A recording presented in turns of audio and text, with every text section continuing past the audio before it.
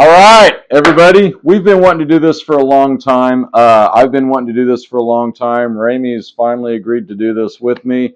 He's got the better setup than I've got, so kind of wanted to come over here to his place and do this. That way, you guys can see what's really going on. Today, we're going to change the strings on your standard Evertune guitar. Okay, what we got right here is the old trusty LTD EC1000. Factory equipped with an Evertune on here. And you notice there's a little dust on there too. We haven't cleaned it up in a while.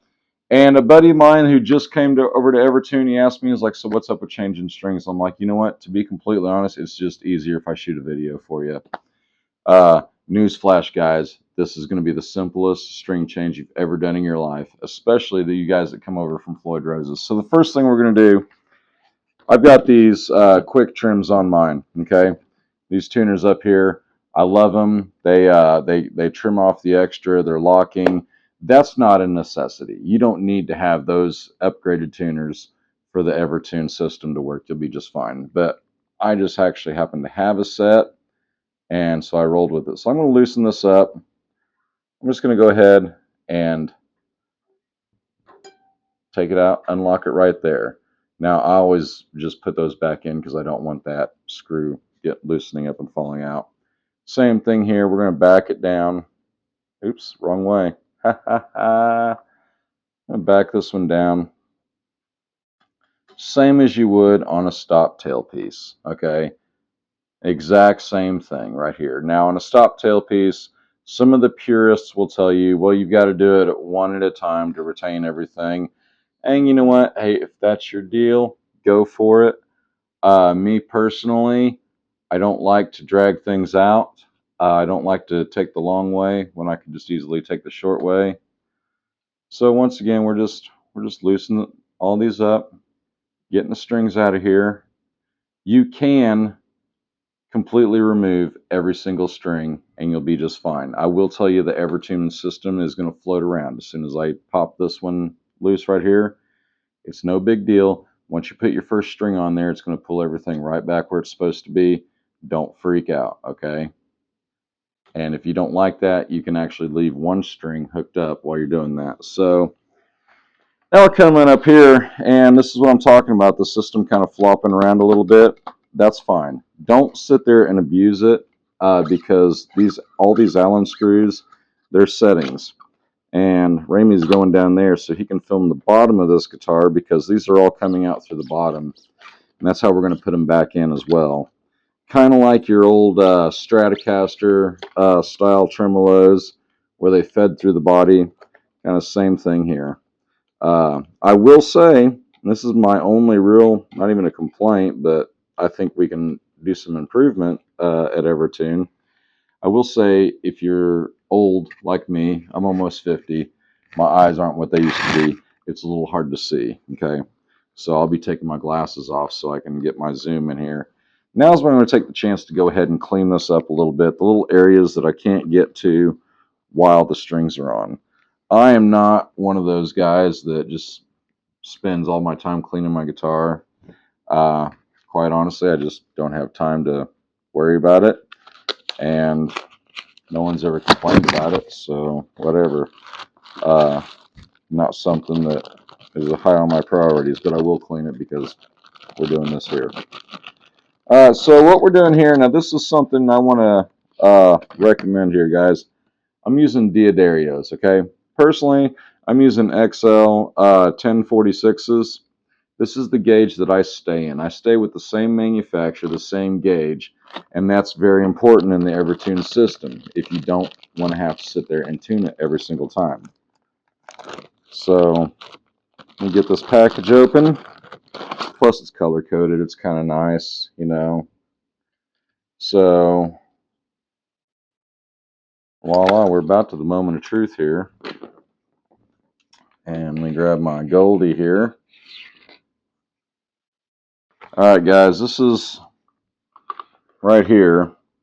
You got to remember, you don't want to get these backwards, okay? Because your top one here is over here. So you want to make sure, basically, you're going to, if you can see in there, you're going to feed that string through there. And I got to take my glasses off so I can actually see the string. You're going to feed it in that little bitty hole right there. Okay?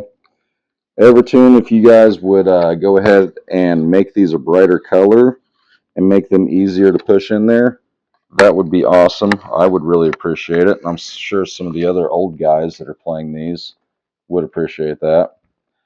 On my retrofit guitars that have the Evertune, I've actually got bigger access plates cut in there so that if I have to do this live, I can.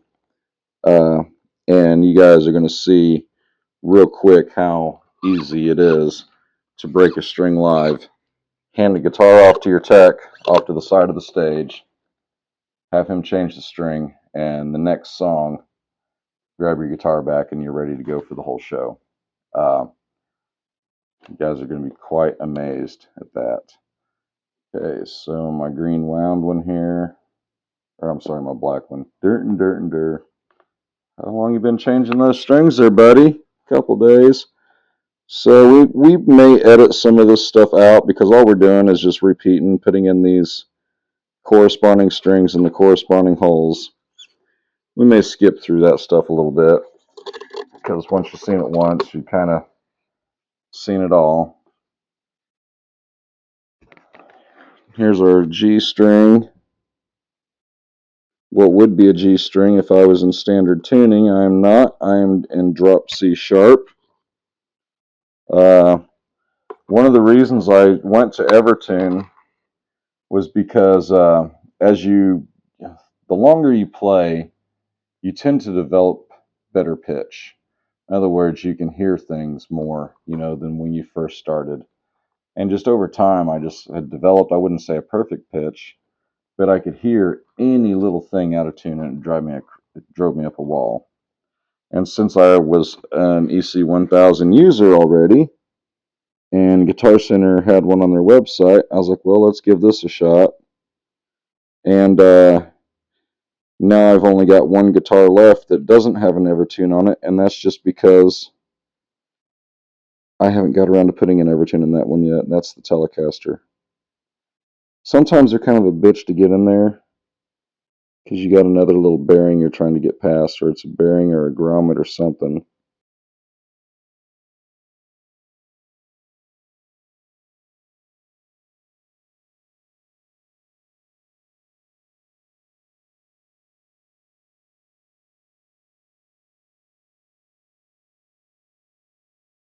All right. And for the final one, we did have an issue with the B string. So there's a grommet back there. If you hit that edge of that grommet, it kind of holds your string up. And it's normally noticeable on your smaller strings. E went right in there though. I'll grab this from the front. All right. And there's a million different ways to do this, guys. I mean, you can do this your own way. This is just kind of the way I've done it since I started out with this system. Just seems to be kind of what works best for me. So I've got these trim locks. In the locker tunings, I put the ball of the tuner right facing towards the bridge. And then unscrew that real quick.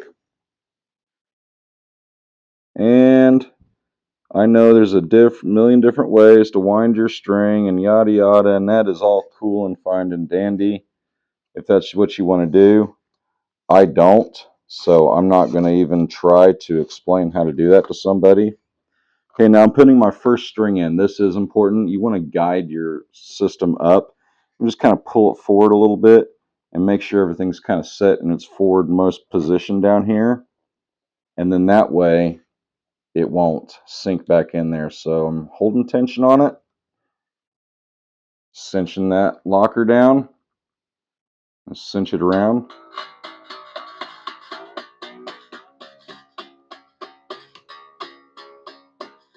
Here it's staying in pitch.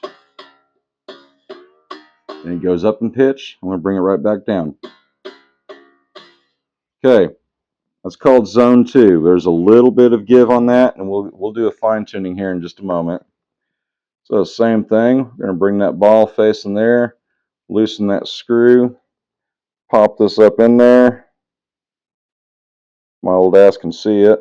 There we go. Pull it tight. Center down. Once again, I got the quick trims on here from Planet Waves, so I don't have to cut them off or anything like that. It just kind of does it for me.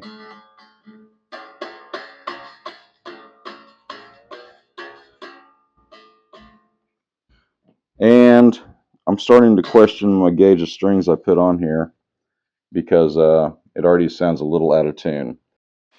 Alright guys, as you can tell, some cameras have been moved around, and we've got a tuned guitar.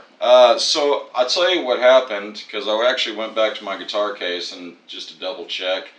And last time I changed strings, a buddy of mine, I was at a buddy's house, and he chucked me some 1049s. Okay, I just went back to 1046s, is what I'm normally used to playing.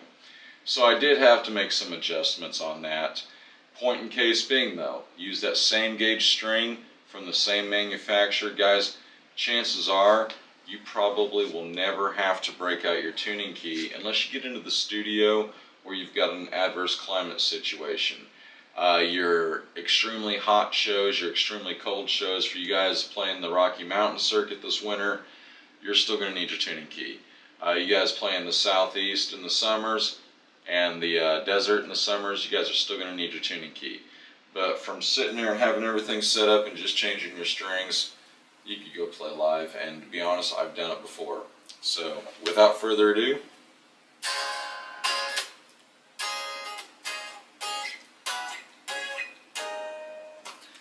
it's in tune, man.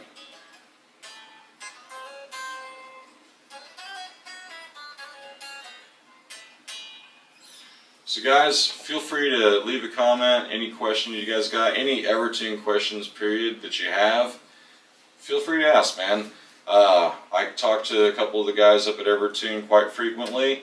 If I don't know it, I can get you the answer for it. Guys, leave a like, subscribe, share, all that good shit. I love you. I'll see you next time.